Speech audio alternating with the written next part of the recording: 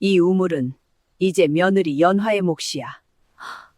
시어머니는 임종 직접 마르지 않는 우물을 과부 며느리에게 물려주었습니다. 하지만 저 우물은 귀신이 지키는 것이 틀림없어.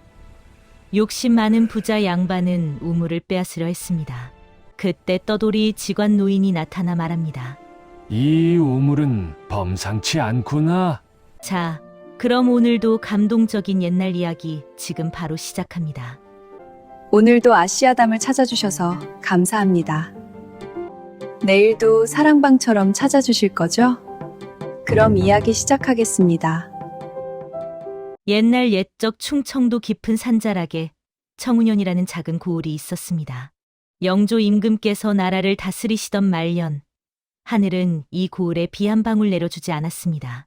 십수년째 이어진 가뭄의 논밭은 갈라지고 우물은 바닥을 드러냈지요. 물 한 동이가 쌀 한 말보다 귀한 시절이었습니다. 고을 사람들은 날마다 하늘을 올려다보며 기우제를 지냈지만 구름 한 점 보이지 않는 하늘은 쇠처럼 단단하기만 했습니다. 이런 땅에서 물을 가진 자는 곧 목숨을 쥔 것이나 다름없었지요. 그 고을에 연화라는 며느리가 살고 있었습니다. 상민 출신으로 시집 온 지 3년 만에 남편을 병으로 잃은 젊은 과부였지요. 수수한 얼굴에 말수가 적었지만 눈빛만큼은 맑고 단단했습니다. 연화는 남편이 떠난 뒤에도 시댁을 떠나지 않았습니다. 시어머니를 모시고 게으른 시동생의 뒷바라지를 하며 하루하루를 버텼지요. 그녀의 마음속 깊은 곳에는 한 가지 소망이 있었습니다. 언젠가 이 메마른 땅에서 벗어나 새로운 삶을 살고 싶다는 욕망이었지요. 하지만 과부의 몸으로 어디로 갈 수 있겠습니까? 연화는 그저 매일 우물가에서 물을 길어 나르며 참고 또 참았습니다. 시어머니는 욕심 많고 체면을 중히 여기는 사람이었습니다. 며느리를 하인처럼 부리면서도 밖에서는 자애로운 척했지요. 시동생은 장정의 나이였으나 일은 하지 않고 술만 마셔댔습니다. 연화가 길어온 물로 얼굴을 씻고 연화가 지은 밥을 먹으면서도 고맙다는 말 한마디 없었지요. 고을 사람들은 시댁의 우물을 탐내며 눈치만 보았습니다. 청운현에서 마르지 않는 우물은 단 하나, 바로 연화의 시댁 우물뿐이었으니까요. 연화는 매일 새벽 홀로 우물을 길었습니다. 두레박을 내리면 차가운 물이 올라왔고 그 물을 항아리에 담아 이웃에게 나누어 주었지요. 고을 사람들은 고맙다 하면서도 뒤로는 수군거렸습니다. 저 집 우물은 대체 왜 마르지 않는 걸까? 귀신이 지키는 것 아니겠나? 연화도 이상하다고 생각했습니다. 십수년째 가뭄인데도 이 우물만은 늘 물이 가득했으니까요. 더욱 이상한 것은 밤이 되면 우물가에서 들리는 정체 모를 물소리였습니다. 철벅, 철벅. 누군가 물을 뒤척이는 듯한 소리가 들려왔지요. 연화는 무섭기도 했지만 호기심도 잃었습니다. 어느 날 밤 몰래 우물가로 다가가 안을 들여다보았습니다. 달빛에 비친 우물 안쪽 돌벽에는 낡은 부적 자국이 어렴풋이 보였습니다. 세월의 발의 글자는 알아볼 수 없었지만 붉은 빛이 희미하게 남아 있었지요. 연화는 등골이 서늘해졌습니다. 이 우물에 무언가 있다는 것을 직감했지요. 그러던 어느 날 한 떠돌이 직관 노인이 고을에 나타났습니다. 백발의 허리가 굽었지만 눈빛만큼은 형용했지요. 노인은 연화네 집 앞을 지나다 우물을 보더니 고개를 끄덕였습니다. 이 우물은 범상치 않구나. 노인의 중얼거림에 연화는 고개를 들었습니다. 하지만 노인은 더 이상 말이 없었지요. 그로부터 며칠 뒤 시어머니가 갑작스럽게 쓰러졌습니다. 평소 건강하던 시어머니였는데 어느 날 아침 일어나지 못하더니 그날 저녁 숨을 거두고 말았지요. 너무나 급작스러운 일이라 고을이 발칵 뒤집혔습니다. 임종 직전 시어머니는 연화의 손을 붙들고 마지막 말을 남겼습니다. 우물은 며느리 연화의 몫이다. 그 말을 남기고 시어머니는 눈을 감았습니다. 장례를 치른 뒤 유언장이 공개되었습니다. 집은 시동생에게, 노는 먼 친척에게, 그리고 우물은 며느리 연화에게 남긴다는 내용이었지요. 고을 사람들은 술렁였습니다. 집도 땅도 아닌 우물 하나만 상속받다니 이게 무슨 일인가 싶었지요. 그날 밤 연화는 잠을 이루지 못했습니다. 우물을 팔아 이 집을 떠날 것인가 아니면 우물을 지키며 이곳에 남을 것인가. 갈림길에 선 것이었지요. 새벽녘 연화는 우물가로 나갔습니다. 두레박을 내리고 물을 길어 올렸습니다. 차가운 물이 달빛에 반짝였지요. 연하는 그 물을 한 모금 마셨습니다. 그 순간 가슴속 깊은 곳에서 무언가가 울렸습니다. 이 우물은 그냥 물이 아니라는 것을, 누군가의 마음이 담긴 것이라는 것을 느꼈지요. 연하는 결심했습니다. 우물을 지키기로 한 것입니다. 이튿날부터 연하는 예전처럼 고을 사람들에게 물을 나누어 주었습니다. 누가 와도 거절하지 않고 두레박 가득 퍼주었지요. 사람들은 고마워했습니다. 하지만 동시에 시기심도 싹 텄습니다. 저 과부가 우물 하나로 고을을 쥐락펴락하는 것 같다는 수군거림이 들려왔지요. 그러던 어느 날 밤, 연하는 이상한 꿈을 꾸었습니다. 꿈속에서 백발의 노인이 우물 속에서 나타났습니다. 낮에 보았던 떠돌이 직관은 아니었지요. 훨씬 더 나이 들고 신령스러운 기운이 감도는 노인이었습니다. 내가 연하구나. 노인이 말했습니다. 나는 이 우물을 30년째 지키는 자다. 내 시어머니의 부탁으로 이제 너를 만나게 되었구나. 연하는 꿈인 줄 알면서도 절을 올렸습니다. 소인은 우물을 어찌해야 하는지 모르겠나이다. 노인은 미소 지었습니다. 지키되 욕심내지 말고 나누되 아끼지 말라. 그것이 이 우물의 이치니라. 꿈에서 깨어난 연하는 온몸이 땀으로 젖어 있었습니다. 하지만 마음은 묘하게 평안했지요. 이튿날부터 연하는 더욱 열심히 우물을 돌보았습니다. 물을 깃는 것뿐 아니라 우물가를 깨끗이 쓸고 정성껏 손질했습니다. 고을 사람들은 연하를 보며 고개를 끄덕였습니다. 저 과부가 우물을 진심으로 아끼는구나 싶었지요. 그런데 며칠 뒤 이상한 일이 벌어졌습니다. 밤마다 우물의 물이 줄어드는 것이었습니다. 저녁에 가득하던 물이 새벽이면 반쯤 줄어들어 있었지요. 누군가 몰래 퍼가는 것인지 새는 것인지 알 수 없었습니다. 연하는 걱정이 되었습니다. 이대로 가다가는 우물이 마를지도 모른다는 생각이 들었지요. 그날 밤 다시 꿈에 노인이 나타났습니다. 우물에 재를 올려라. 정화수 한 그릇과 깨끗한 마음이면 족하니라. 연하는 꿈에서 깬 뒤 곧바로 실행했습니다. 정화수를 떠서 우물가에 놓고 두 손 모아 빌었지요. 이 우물을 지켜주소서. 고을 사람들이 목마르지 않게 해주소서. 신기하게도 그날 밤부터 물이 줄어들지 않았습니다. 오히려 더욱 맑고 차가워졌지요. 연하는 깨달았습니다. 이 우물은 소유의 대상이 아니라 책임의 대상이라는 것을 말입니다. 한 달쯤 지났을 때 이상한 소문이 돌기 시작했습니다. 우물의 물을 돈을 받고 판 자들이 병에 걸린다는 소문이었지요. 한 부자 양반이 물을 사서 논에 댔더니 밤새 배앓이를 했고 장사치가 물을 받아 팔려 했더니 손에 부스럼이 났다는 것입니다.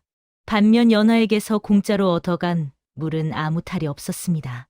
고을에는 불길한 소문이 퍼졌습니다. 저 우물은 귀신이 지킨다더라. 욕심 많은 자의 손에는 독이 되고 가난한 자에게는 약이 된다더라. 연하는 놀랐습니다. 우물이 단순한 물이 아니라는 것을, 무언가 신령한 힘이 깃들어 있다는 것을 확신하게 되었지요. 그날 밤 우물가에 앉아 연하는 물을 내려다보았습니다.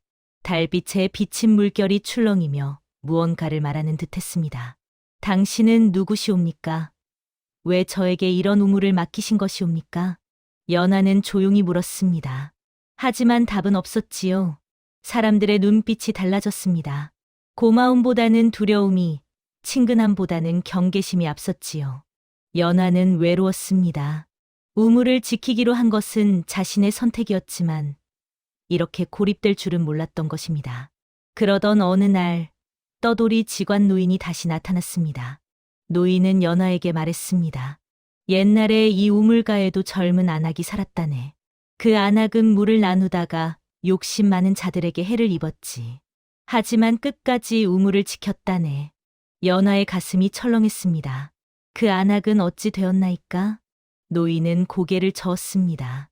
그것은 내가 알아야 할 때가 되면 알게 될 것이네. 노인은 그 말을 남기고 떠났습니다. 연하는 노인의 뒷모습을 보며 알 수 없는 감정에 휩싸였지요. 두려우면서도 이상하게 마음이 끌렸습니다. 그날 밤 연하는 우물가에 앉아 물을 내려다보았습니다. 달빛에 비친 자신의 얼굴이 물 위에 흔들렸지요.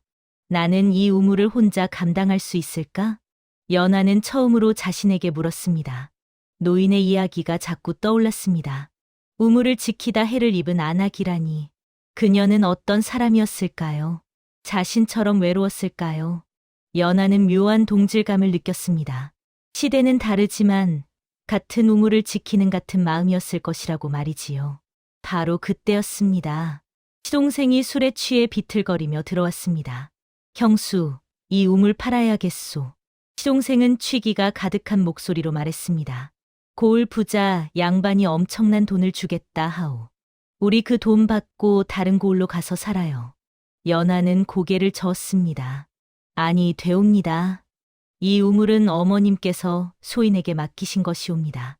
시동생이 화를 냈습니다. 고작 우물 하나 가지고 뭘 그리 난리요. 어차피 과부 주제에 이 집에서 무슨 힘이 있다고. 연하는 참았습니다. 하지만 시동생은 멈추지 않았지요. 며칠 뒤 시동생은 몰래 부자 양반과 거래를 했습니다. 우물을 팔기로 한 것이지요. 그날 밤 시동생은 우물에서 물을 깃다가 그만 발을 헛디뎌 우물 안으로 떨어지고 말았습니다. 고울이 발칵 뒤집혔습니다. 사람들이 달려와 겨우 시동생을 끌어올렸지만 시동생은 다리가 부러지고 정신을 잃었지요. 의원을 불렀지만 치료비가 엄청났습니다. 연하는 자신의 몫으로 남아있던 작은 논 한 마지기를 팔아 치료비를 마련했습니다. 시동생은 겨우 깨어났지만 고을 사람들의 원망은 연하에게 쏟아졌습니다. 저 우물 때문에 사람이 다쳤다. 저 과부가 우물을 지킨다고 하더니 결국 사람을 해쳤구나. 연하는 아무 말도 하지 못했습니다. 억울했지만 입을 열면 변명처럼 들릴 것 같았지요. 그날 밤 연하는 우물가에서 울었습니다. 처음으로 우물을 원망했습니다. 왜 나에게 이런 짐을 주신 것이옵니까? 바로 그때 우물 속에서 목소리가 들려왔습니다. 연하야. 연하는 깜짝 놀라 우물을 들여다보았습니다. 물속에서 여인의 얼굴이 어렴풋이 보였지요. 너는 누구시옵니까? 나는 너의 어미다. 연하는 숨이 멎는 듯 했습니다. 자신의 어미는 연하가 태어나자마자 세상을 떠났다고 들었습니다. 그런데 우물 속에서 어미라니요. 여인이 말했습니다. 30년 전 나는 이 우물가에서 살았다. 욕심 많은 자들이 물을 빼앗으려 했고 나는 우물을 지키다 죽었지. 그럼 어머니께서 이 우물을 그렇다. 내 한이 맺혀 이 우물은 마르지 않게 되었다. 하지만 욕심 많은 자에게는 독이 되었지. 연하는 온몸이 떨렸습니다. 그럼 소인이 이 우물을 물려받은 것은 내 피가 이 우물을 잠재울 수 있기 때문이다.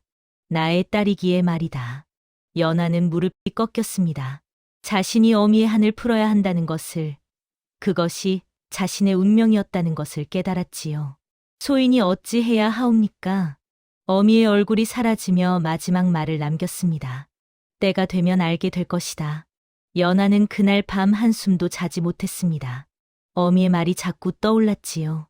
이튿날 아침 연하는 고을 사람들에게 말했습니다. 이 우물에는 사연이 있사옵니다. 30년 전 돌아가신 분의 한이 맺혀 있사옵니다.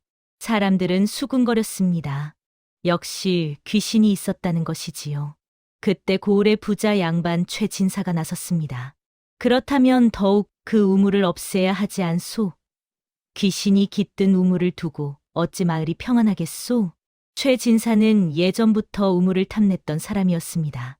물을 독차지하여 고을 사람들에게 비싸게 팔려는 속셈이었지요.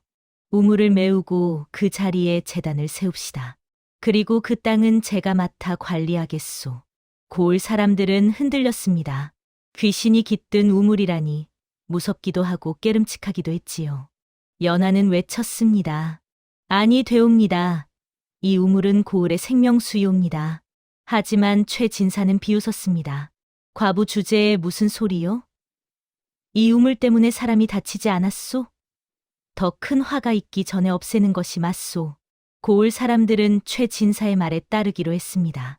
이튿날 장정들이 몰려와 우물을 메우려 했습니다. 연하는 우물 앞을 막아섰지요. 소인을 죽이고 메우시옵소서. 하지만 장정들은 연하를 밀쳐냈습니다. 연하는 땅바닥에 나뒹굴었지요. 바로 그때 우물에서 검은 연기가 피어올랐습니다. 장정들이 비명을 지르며 뒤로 물러났습니다. 우물 속에서 여인의 울음소리가 들려왔습니다. 내 딸을 해치지 마라. 내 딸을 해치지 마라. 고을 사람들은 공포에 질렸습니다. 정말로 귀신이 있었던 것입니다. 최진사는 무당을 불렀습니다. 무당은 굿을 하며 우물의 귀신을 쫓아내려 했지요. 하지만 우물은 요지부동이었습니다. 오히려 무당이 피를 토하고 쓰러졌습니다. 연하는 깨달았습니다. 어미의 하는 굿으로 풀릴 것이 아니라는 것을 말이지요. 그때 떠돌이 직관 노인이 다시 나타났습니다. 내가 이 우물을 잠재울 방법을 알고 있다네. 고을 사람들은 반가워했습니다. 최진사는 노인에게 많은 돈을 주겠다고 약속했지요. 노인은 말했습니다. 이 우물은 핏줄로만 잠재울 수 있다네. 연하가 우물에 자신의 피를 흘리면 된다네.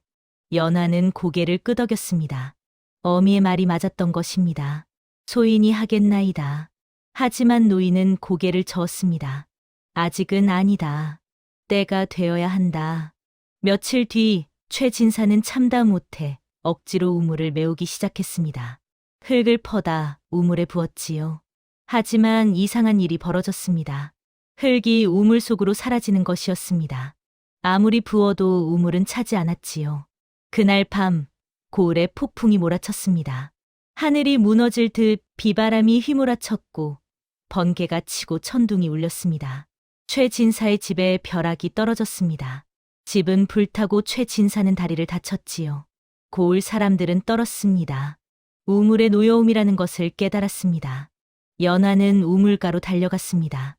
비바람 속에서 우물을 들여다보았지요. 어머니, 어머니. 우물 속에서 어미가 나타났습니다. 연하야, 이제 때가 되었다. 내 피로 나를 자유롭게 해다오. 연하는 손에 칼을 들었습니다. 손바닥을 그어 피를 흘렸지요. 붉은 피가 우물 속으로 떨어졌습니다. 물이 출렁이며 붉게 물들었습니다. 바로 그때 우물 속에서 빛이 솟아올랐습니다. 환한 빛이 하늘로 치솟았지요. 어미의 모습이 빛 속에서 나타났습니다. 이번에는 원혼이 아닌 평온한 얼굴이었습니다. 고맙다, 내 딸아. 이제 나는 편히 쉴 수 있겠구나. 어미는 미소 지으며 사라졌습니다. 우물의 물도 함께 사라졌지요. 폭풍이 멎었습니다. 하늘이 개고 달빛이 비쳤습니다. 연하는 우물가에 주저앉아 울었습니다. 어미를 만났다가 다시 보낸 슬픔과 마침내 어미를 자유롭게 한 안도감이 뒤섞였지요. 이튿날 아침 신기한 일이 벌어졌습니다. 하늘에서 비가 내리기 시작한 것입니다. 십수년 만에 내리는 단비였지요. 고을 사람들은 환호했습니다. 밭으로 뛰어나가 비를 맞으며 기뻐했습니다. 연하는 우물가에 서서 비를 맞았습니다. 우물은 텅 비어 있었지만 빗물이 조금씩 고이기 시작했습니다. 떠돌이 직관 노인이 다가왔습니다. 잘했다, 연하. 내 어미는 이제 편히 쉬고 계실 것이다. 노인은 우물 안쪽 돌벽을 가리켰습니다. 낡은 부적 자국이 사라지고 그 자리에 깨끗한 글자가 새겨져 있었습니다. 물은 나눌수록 맑아지고 욕심은 마실수록 독이 된다. 연하는 무릎을 꿇고 절을 올렸습니다. 어미가 남긴 마지막 가르침이었지요. 노인은 말했습니다. 이 우물은 이제 평범한 우물이 되었다. 하지만 내가 지켜온 마음은 영원히 남을 것이다. 고을 사람들이 하나둘 모여들었습니다. 최진사도 절름거리며 왔지요. 연하, 미안하오. 내 욕심이 과했소. 최진사는 고개를 숙였습니다. 다른 사람들도 따라 사과했지요. 최진사는 벼락을 맞은 후 크게 깨달았습니다. 자신의 집과 재산 절반을 잃었지만 목숨을 건진 것만으로도 다행이라 여겼지요. 그는 고을 사람들에게 자신의 논 일부를 나누어 주었습니다. 제가 탐욕을 부린 대가를 치렀사옵니다. 이제는 함께 나누며 살겠습니다. 고을 사람들은 최진사의 변화에 놀랐습니다. 그토록 욕심 많던 사람이 달라진 것이지요. 연하는 조용히 미소 지었습니다. 어미의 가르침이 최진사에게도 전해진 것이라고 생각했습니다. 비는 사흘 동안 내렸습니다. 메말랐던 땅이 촉촉이 젖었고 말라버렸던 시내에 물이 흐르기 시작했습니다. 고을은 살아났습니다. 사람들은 다시 농사를 지을 수 있게 되었지요. 달포가 지난 뒤 고을 사람들은 모여서 의논했습니다. 우물터를 어찌할 것인가에 대해서였지요. 연하는 말했습니다. 이곳을 고을의 공동 우물로 삼으시옵소서. 누구나 와서 물을 기를 수 있게 하옵소서. 사람들은 고개를 끄덕였습니다. 그리고 우물터 옆에 작은 제단을 세웠습니다. 연하의 어미를 기리는 제단이었지요. 고을 사람들은 연하에게 작은 논 한마지기를 주었습니다. 그동안 우물을 지켜준 보답이었습니다. 연하는 그 논으로 생계를 꾸려나갔습니다. 혼자 사는 것은 외로웠지만 마음만큼은 평온했지요. 계절이 바뀌고 봄이 왔습니다. 우물터 주변에 들꽃이 피었습니다. 연하는 우물가에 앉아 들꽃을 바라보았습니다. 비 내리는 우물터에 핀 노란 들꽃이 바람에 흔들렸지요. 어머니, 소인은 이곳에 남겠나이다. 어머니께서 지키신 이 땅을 소인도 지키겠나이다. 연하는 조용히 다짐했습니다. 다시 시집가지 않고 이 고을에서 우물을 지키며 살겠다고 말이지요. 옛말에 이런 말이 있습니다. 물은 나눌수록 맑아지고 욕심은 마실수록 독이 된다고 말이지요. 연하는 평생 이 가르침을 지키며 살았습니다. 고을 사람들은 연하를 어른으로 존중했고 우물은 다시는 마르지 않았습니다. 30년을 물 하나로 버텨온 집은 이렇게 새로운 시작을 맞이했습니다. 탐욕 대신 나눔을, 욕심 대신 감사를 배운 고을 사람들과 함께 말이지요. 다음 영상을 빠르게 만나보시려면 좋아요와 구독을 눌러주세요. 그럼 더 재미있는 영상으로 찾아뵙겠습니다. 모두 행복한 하루 보내세요.